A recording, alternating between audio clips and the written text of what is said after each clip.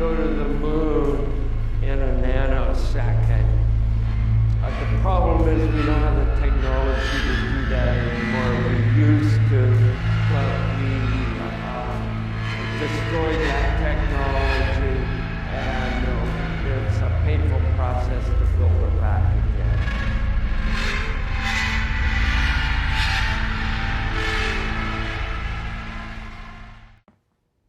You don't believe we went to the moon? I believe it was a brilliant piece of propaganda. Emmett, do you think we'll ever be able to travel to the moon the way we travel across the country on trains? Definitely. Although not for another 84 years and not on trains. We'll have space vehicles, capsules settle off, rockets, devices that create giant explosions so powerful that they break the pull of the Earth's gravity and send the projectile through outer space. Emmett, I read that book too. You're quoting Jules Verne from The Earth to the Moon. You've read Jules Verne. I adore Jules Verne.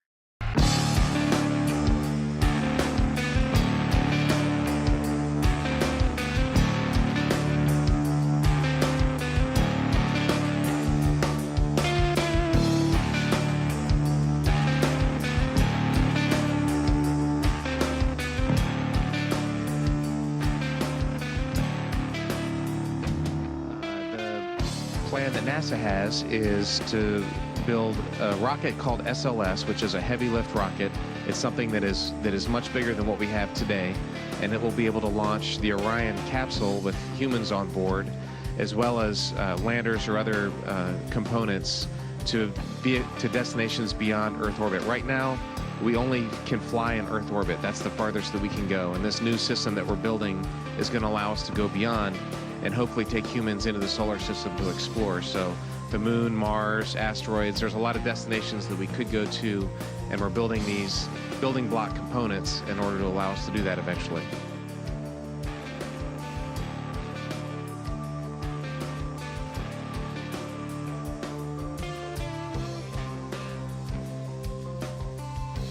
The human soul yearns for discovery. By unlocking the mysteries of the universe, we unlock truths within ourselves. That's true. Our journey into space will not only make us stronger and more prosperous, but will unite us behind grand ambitions and bring us all closer together. Wouldn't that be nice? Can you believe that space is going to do that? I thought politics would do that. Well, we'll have to rely on space and stuff. Can you believe that space is going to do that? I thought politics would do that. Well, we'll have to rely on space and stuff.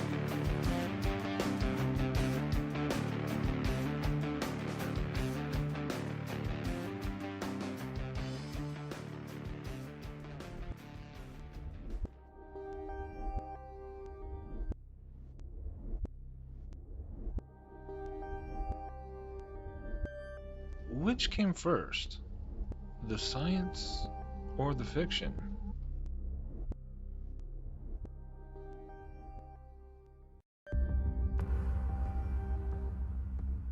We're all familiar with the phrase, life imitates art. But it's quite astounding to learn just how spectacularly this seems to have borne itself out when it comes to the way that science fiction has managed to predict so many aspects of space travel, which supposedly eventually came to pass.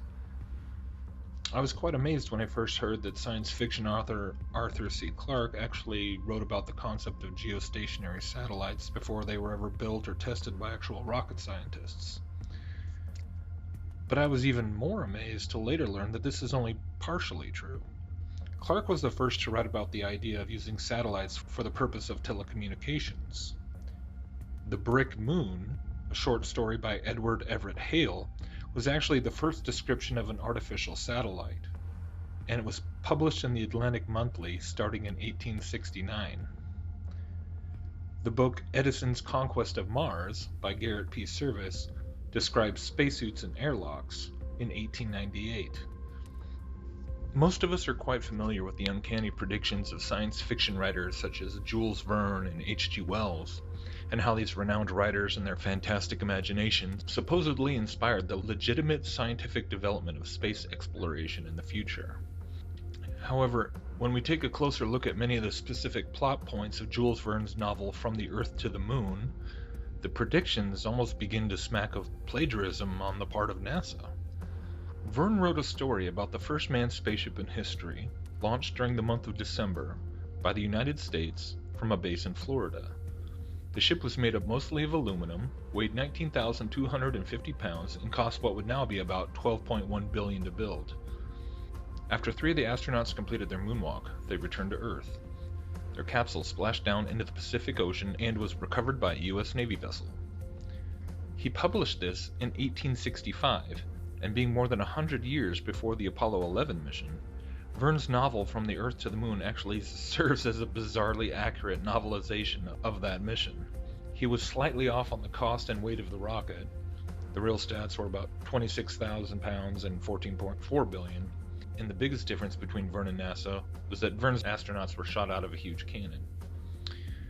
But get this, Verne's space cannon was called Columbiad, and the Apollo 11 command module was named Columbia. But moving into the 20th century, science fiction authors such as Arthur C. Clarke, Isaac Asimov, Robert Heinlein, and Carl Sagan began to readily accept their titles as prophets of the future, and embraced the role of basically serving as spokesmen for all the magnificent technological marvels that had already unfolded and would yet to unfold.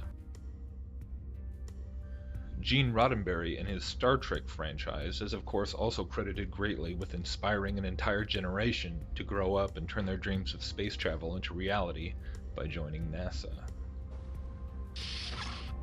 So, where to begin? Well, Star Trek was about nothing, really, if it wasn't about space. But in the 1960s, space travel was a lot less glamorous than it seemed on our show. In fact, it was a messy and dangerous business. The Soviet, Yuri Gagarin, became the first man in space in 1961. This nation should commit itself to achieving the goal before this decade is out of landing a man on the moon and returning him safely to the Earth. Now, the space race was officially on. The newly formed NASA responded by sending the first Americans into space during the Mercury missions. NASA needed all the help it could get. And then, from the heavens, or at least the studios of NBC, came the inspiration they needed. On September 8, 1966, the USS Enterprise cruised effortlessly across the television screens of America for the first time. Audiences were astonished and inspired.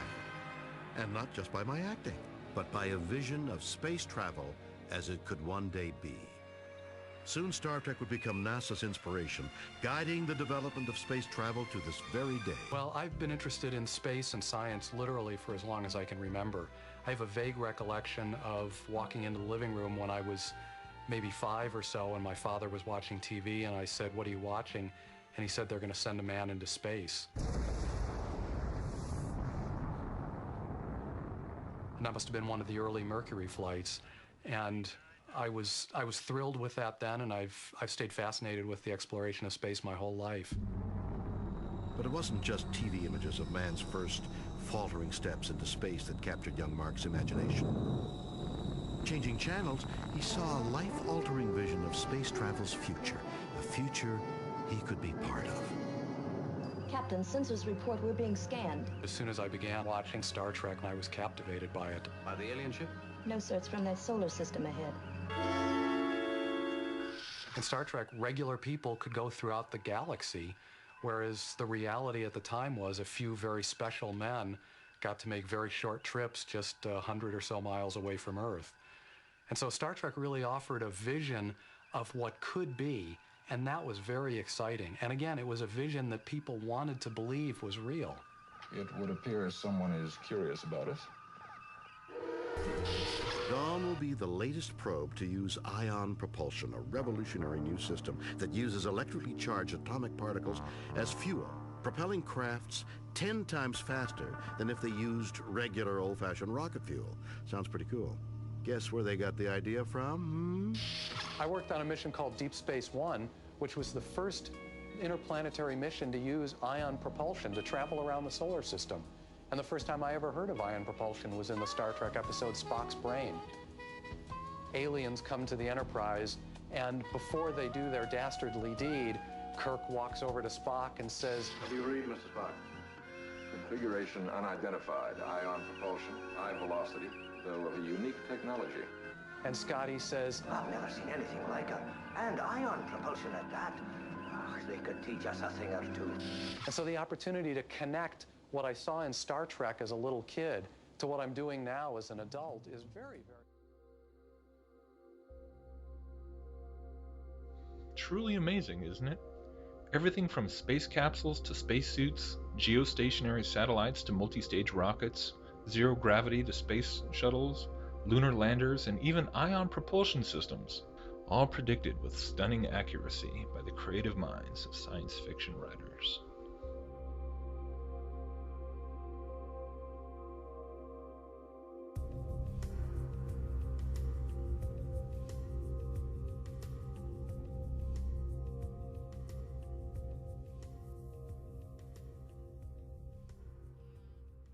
When I first saw the movie 2001, I was amazed, awed to say the least. The entire scope of the movie was overpowering, and for most of the people of the world was completely baffling. Most people who saw that movie did not understand from beginning to end what it was that they had experienced, but they knew, everyone who saw it, knew that they had experienced something profound. That something had been communicated to the dark, deep recesses of their mind, which they did not understand. And indeed, which they were incapable of understanding. For you see, the movie was not meant for the profane, as most of us are called, by the adepts or the initiates or the priests of the mystery schools.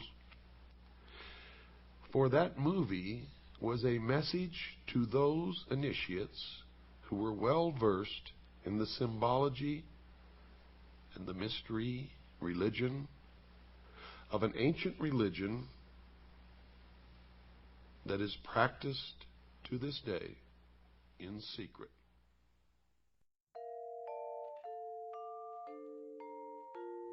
Bill Cooper's now famous explanation of the occult symbolism embedded within Kubrick's celebrated cinematic masterpiece, 2001: A Space Odyssey, is an absolutely fascinating revelation.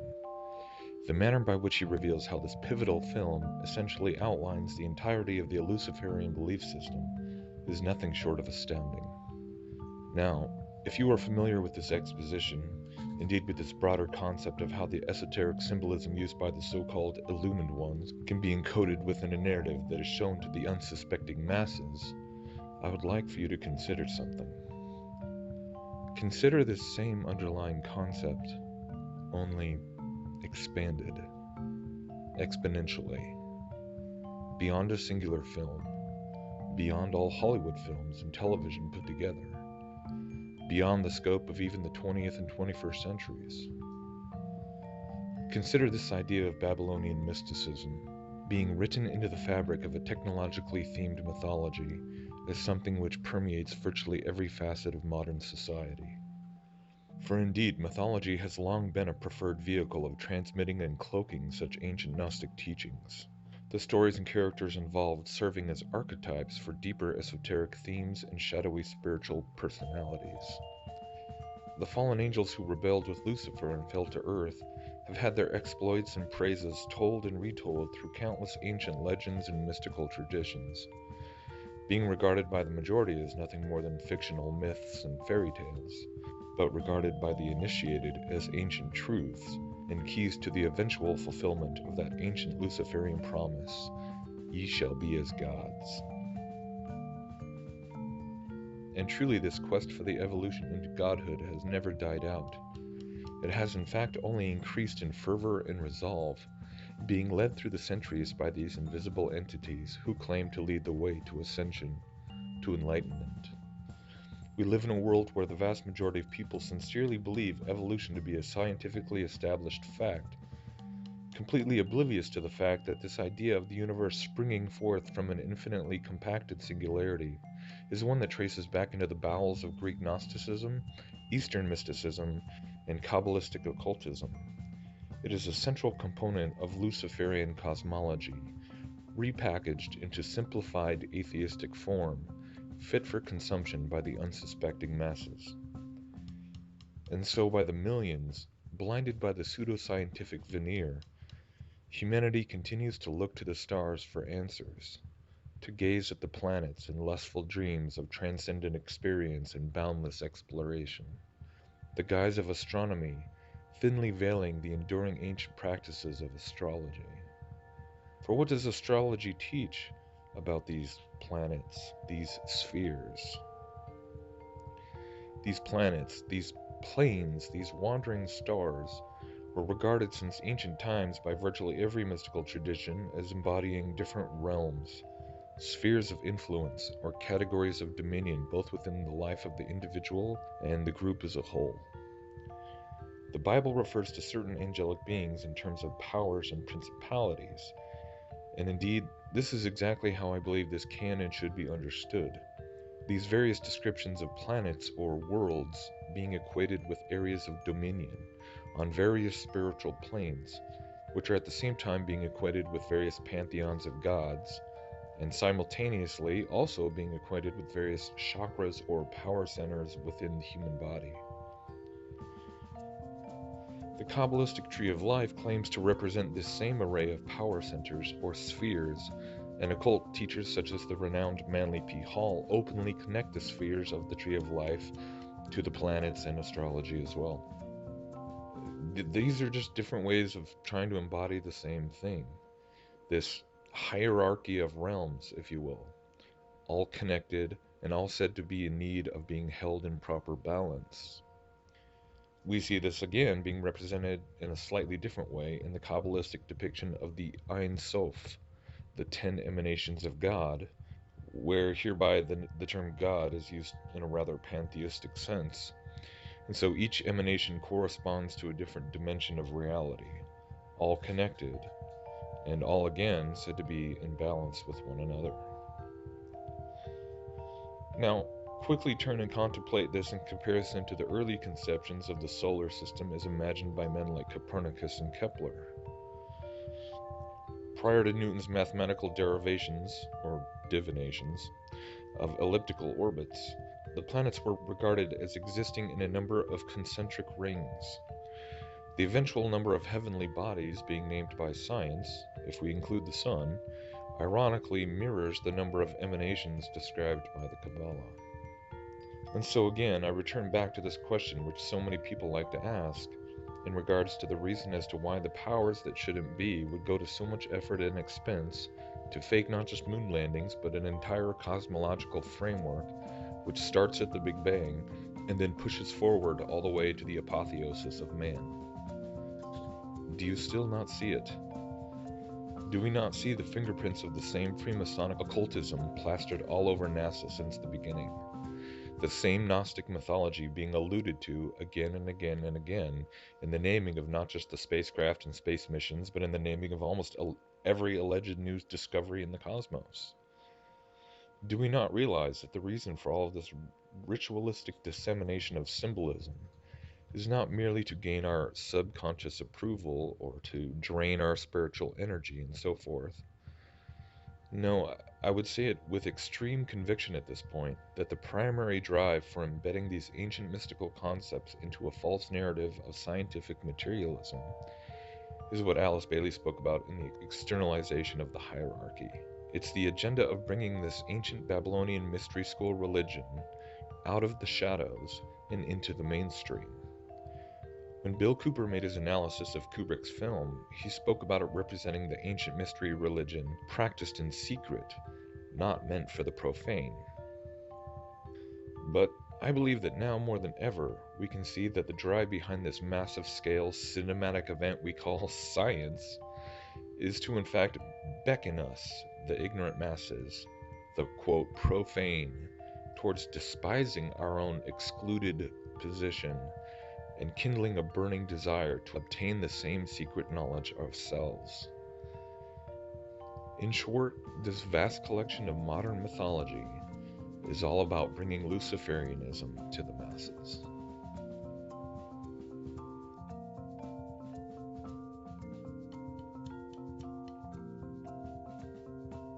The human soul yearns for discovery. By unlocking the mysteries of the universe, we unlock truths within ourselves. That's true. Our journey into space will not only make us stronger and more prosperous, but will unite us behind grand ambitions and bring us all closer together. Wouldn't that be nice? Can you believe that space is going to do that? I thought politics would do that. Well, we'll have to rely on space instead. Can you believe that space is going to do that? I thought politics would do that. Well, we'll have to rely on space instead. Once you start up on the PTC at any time, you can start off at the verb 49. Over. Wilco, we're just finishing up the probe and about to close up the hatch here. We're going to be a couple minutes late, probably just started the PTC. But no sweat, 11. We're standing by. Over.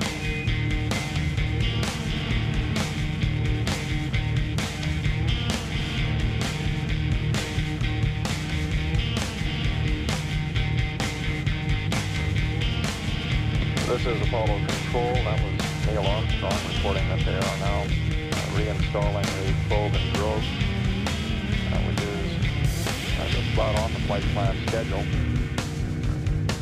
And they reported that they would be putting the spacecraft in a slow roll shortly to maintain plasma thermal control.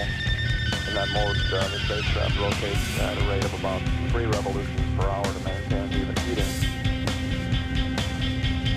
We have a precise time on that sphere of influence change, the point at which the moon, for calculation purposes here in mission control, comes under the predominant influence, spacecraft comes under the predominant influence of the moon's gravitational field. And we now calculate that event will occur at 61 hours, 39 minutes, 55 seconds around elapsed time.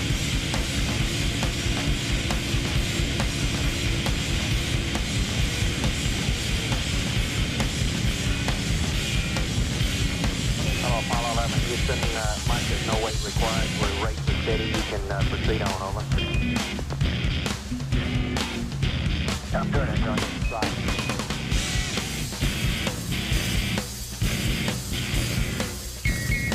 The panel is all secured. Drug, probe, and hands all back in. Right, copy out.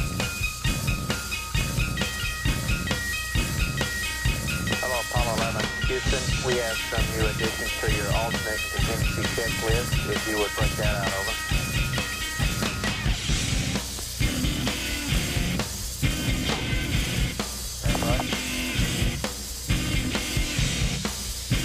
Okay, Houston, left, ready to copy.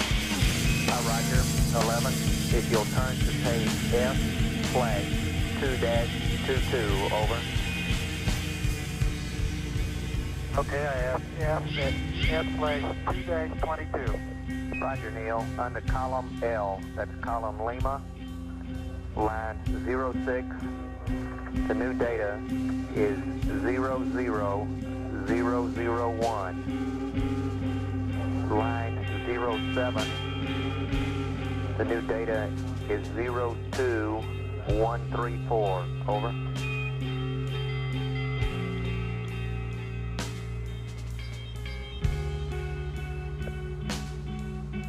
Okay, I have an F flag 2-22, column Lima, item 6, 00001, item 7, 02134. Roger, that's correct. Thank you much, Al.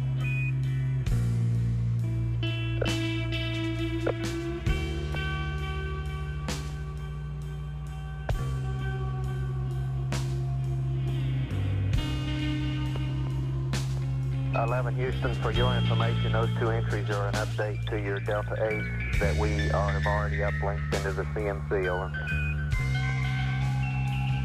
All right, thank you.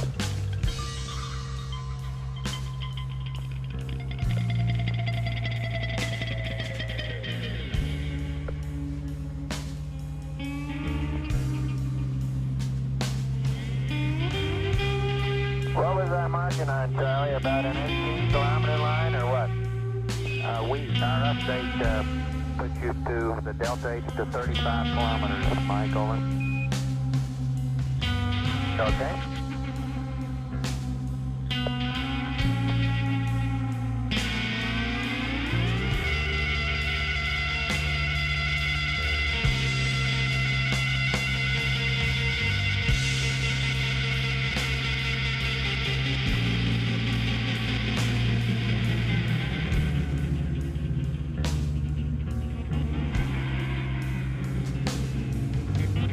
Hello, Apollo 11, Houston. We got some switch positions for you for the high gain, over.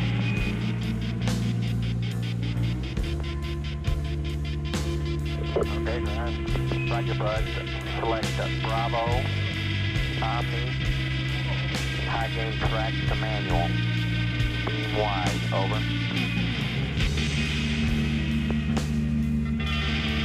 Bravo, Omni, track manual, and beam wide. Roger, and your high gain angles are -50 on the pitch, 270 on the yaw, over. Okay, going there now.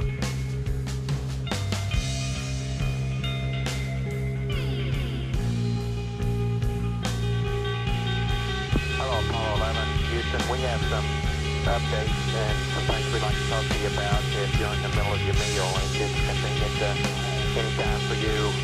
We're ready with some updates, over.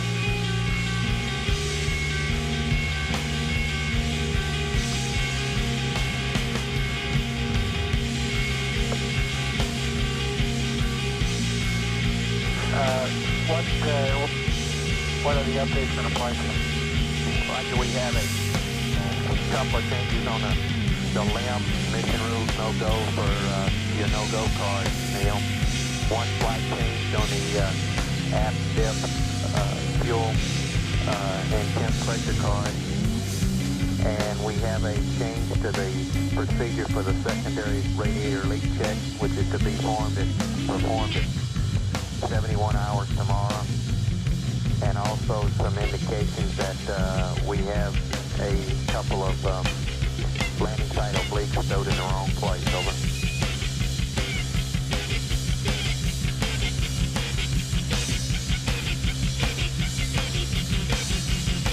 Okay, any of those in the flight plan, secondary radiator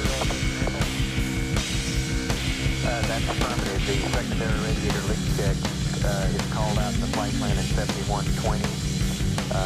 That procedure is listed in your launch operations book.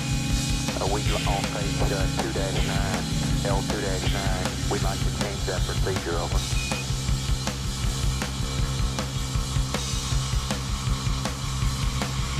Okay, stand by.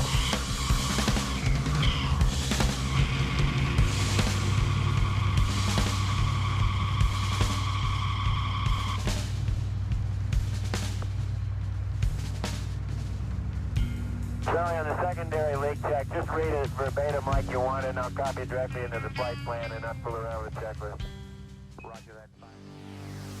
Science fiction is what I'm talking about. Science and science fiction are essentially the same. How do you prove a black hole?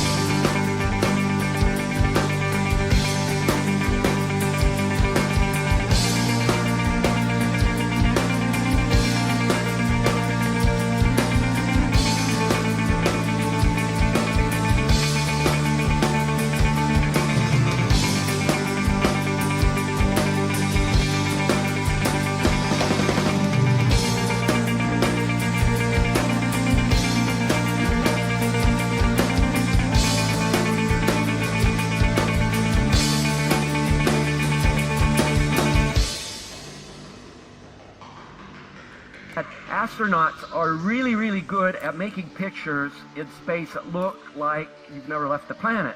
In fact, it's almost hard-pressed to tell whether you're in space or not in this picture. You know, we've got some fancy backdrops, I guess.